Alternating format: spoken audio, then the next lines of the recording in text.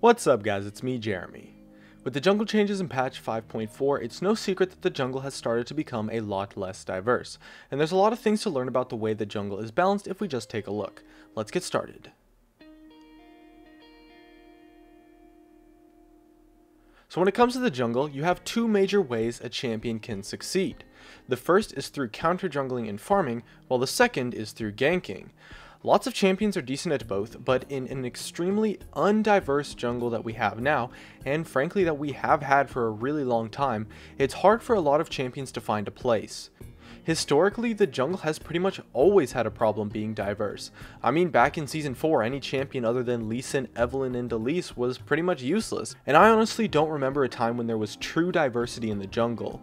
Even when it was a bit more diverse, there's always been just one type of jungler that was strong. More recently, it's been the bruiser junglers. The reason for the bruiser junglers being strong in particular is because they are not confined to one playstyle. They can counter jungle effectively, duel their opponent, and gank extremely well, all while being really strong in teamfights and at just straight up carrying games. The key here is that all of the strong junglers right now are really versatile in what they can do, as opposed to say tank junglers or support junglers or any other type of jungler who all have a clear weakness in at least one area.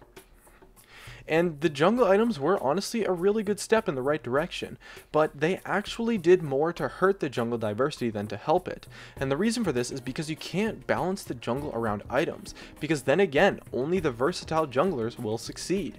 For example, if you make the tank items really strong, the bruiser junglers are just going to build the tank items and do more damage than the tanks anyways. If you make the damage items strong, the bruiser junglers will build them anyways and be way more useful than the pure DPS junglers, since they're tankier and have more survivability. Is actually the dynamic build paths and diverse playstyle that occurs that causes the jungle to not be diverse, because any champion that cannot play that diverse role or have that dynamic build path will not be able to succeed, because any champion that can play the diverse role and build in the dynamic way can build and play in a way to maximize their champion's advantage based on the weakness that the less versatile jungler has. And so how do you fix this? Well, the problem is that anything you do to buff the weaker junglers will be a reasonable buff to any of the already really strong junglers. And you can't just buff the champions, because then people aren't going to play them in the jungle. They'll put them in a solo lane if they actually become strong in their own right. And you can't just nerf every single viable jungler in the game, because jungle already has somewhat of a tough time making an impact on games sometimes, that is just going to become a really stagnant role if you take away that versatility that makes junglers so strong. So versatile junglers are here to stay and will always be the key mark of a strong champion in the jungle. There's no doubt about that.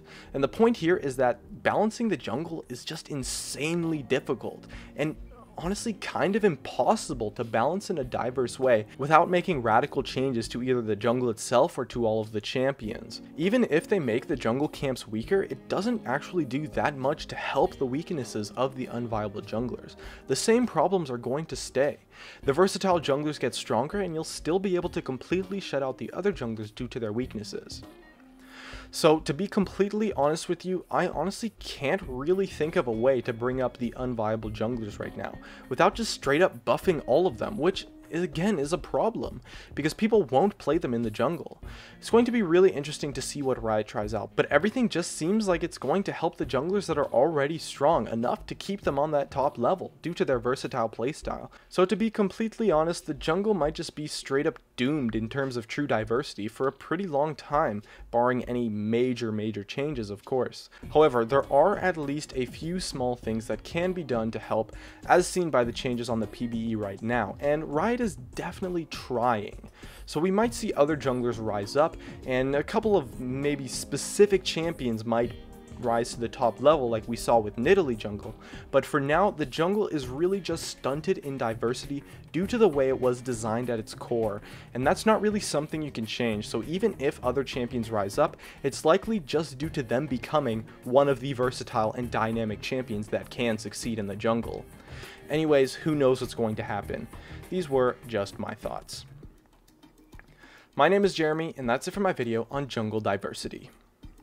This video was sponsored by Vulcan. Fantasy draft the LCS for money and win big, or play for free and win some pocket change. Use the code GamingCurios to support me, and Vulcan will match all deposits you make up to $1,000. Hey guys, it's me, Jeremy. Thanks for watching my video. If you enjoyed it, definitely make sure to hit that like button so I can tell, and if you're interested, definitely check me out over on all the socials, of which you can see over there. And if you really enjoyed the video, make sure to subscribe for some more awesome content in the future, and definitely check out some of my other videos as well, up here and over there. Anyways, that's going to be it. Thanks again for watching, and of course, I'll see you guys next time.